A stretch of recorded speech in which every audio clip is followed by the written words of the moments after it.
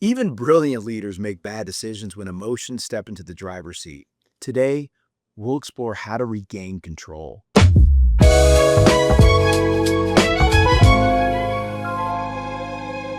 I'm David Stevens with Stevens Capital Partners. One of the most difficult aspects of leadership isn't strategy, budgets, or managing risk. It's navigating the emotional weight of people, relationships, and pressure.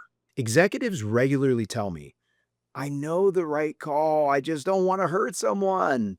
Or maybe it's, this team has been with me since day one. I can't make that tough change. Strong emotional ties can cloud even the sharpest judgment, causing leaders to avoid crucial conversations or prioritize comfort over clarity. In today's episode, we'll explore how emotional decision making shows up, what it costs, and how leaders can stay grounded in data, values, and long term thinking without losing their humanity. Point number one, recognize the emotional triggers that distort judgment. Executives aren't immune to emotional bias. If anything, seasoned leaders are more susceptible because their decisions affect people they've worked with for years. Emotional distortion often begins subtly. Loyalty to long term standing members, or fear of conflict, or even the pressure to keep morale high. Research in organizational behavior frequently shows that emotional bias narrows a leader's field of view, right? Leading them to overweight a single relationship or momentary feelings rather than considering strategic outcomes. Recognizing this isn't a weakness, it's a leadership requirement. From here, the practical step is developing emotional self awareness. Executives benefit from pausing before major decisions and asking, okay, is this a business judgment or an emotional response? Leaders can reflect on patterns. One could be, do I avoid difficult conversations? Or do I keep underperformers because I feel guilty letting them go? How about this one? Do I say yes when I should say no?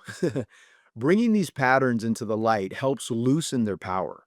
By noticing emotional cues, things like maybe the tightening of the chest or rising irritation, defensiveness, over compassion, leaders create space required for strategic clarity. That pause alone can shift the outcome dramatically. Point number two, anchor decisions in data, principles, and long term consequences. When decisions become emotionally charged, executives often shift from strategic thinking to short term relief. Maybe things like keeping someone happy, avoiding disappointment, or preventing uncomfortable reactions. Yet long term organizational health depends on consistency and principle based judgment. High performing companies are rarely built on comfort. They thrive on clarity, aligned expectations, and really accountability. The practical application here is recentering decisions on objective anchors. Leaders should ground every major choice in data, performance metrics, financial outcomes, customer impact, things like risk modeling and long term strategy. By articulating a decision through these lenses, even privately emotional noise becomes easier to detect. It's also helpful to identify two or three leadership principles. For example, fairness could be one, or transparency, accountability. You might have innovation as that principle.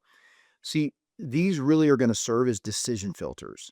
When faced with an emotionally charged issue that comes up, leaders can ask themselves, okay, which option best lives out these principles that we've said are our core? This allows them to remain compassionate without letting temporary emotions dictate the outcomes. Over time, this builds culture where decisions feel predictable, rational, and aligned. Point three, approach crucial conversations with clarity and empathy, not avoidance.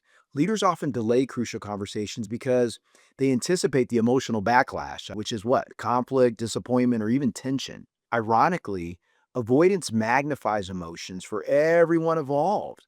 So, what you think you're avoiding, you're actually exasperating the issue. The longer the leader waits, the more resentment accumulates and the more issues compound. And the more difficult the eventual discussion becomes. The healthiest organizations treat hard conversations as routine maintenance, not emergencies. Practically, this means preparing for crucial conversations with both clarity and empathy. Leaders can start by stating the purpose of the conversation plainly. There's no ambiguity, no sugarcoating. which removes the fog that ends up fueling defensiveness. They can then acknowledge the emotional landscape, something like this, saying, hey, I know this is difficult, or this conversation isn't easy for either of us. Combining directness with respect, it really preserves dignity.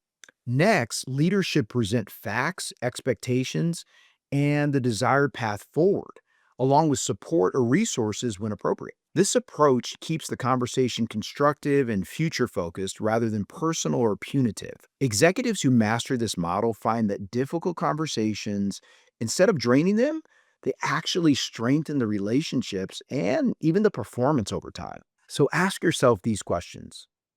Which current decisions am I delaying because of emotional discomfort? How about this one? What principle or metric should truly guide this decision?